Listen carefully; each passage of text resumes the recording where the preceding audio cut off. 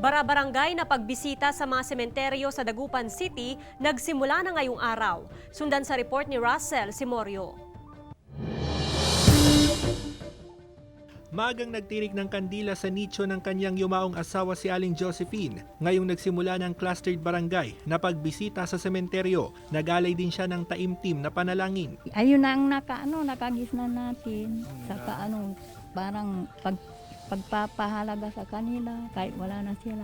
Ngayong araw, mga residente mula sa barangay ng Salisay, Bolosan, Bunuan Bukig, Mamalingling, Mangin at Tambak ang pinayagang dumalaw sa mga sementeryo. Problema pa rin ang ilang dumadalaw dito sa Roman Catholic Cemetery ang baha. Makikita nga natin na medyo malalim pa itong level ng baha at may mga halong mga basura. Kaya ilang dumadalaw nagsusuot na lamang ng bota at yung iba naman ay naghahanap ng alternatibong daan. Kasi nagpatambak na sila dyan sa likod eh. Wala nang madaanan yung tubig na pupunto na dito. Samantala, mahigpit ang seguridad na ipinatutupad sa sementeryo. May ilang residente ang hinarang ng mga pulis dahil walang maipakitang passcard.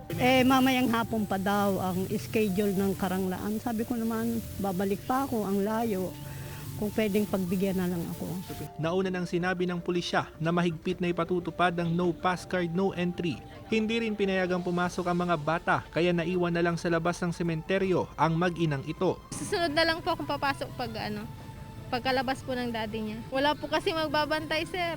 Hanggang October 27 ang pagbisita sa mga sementeryo ng lungsod bago ito isara sa October 28 hanggang November 3. Kasama si Henry Domencil, Russell Simoryo, Balitang Amianan.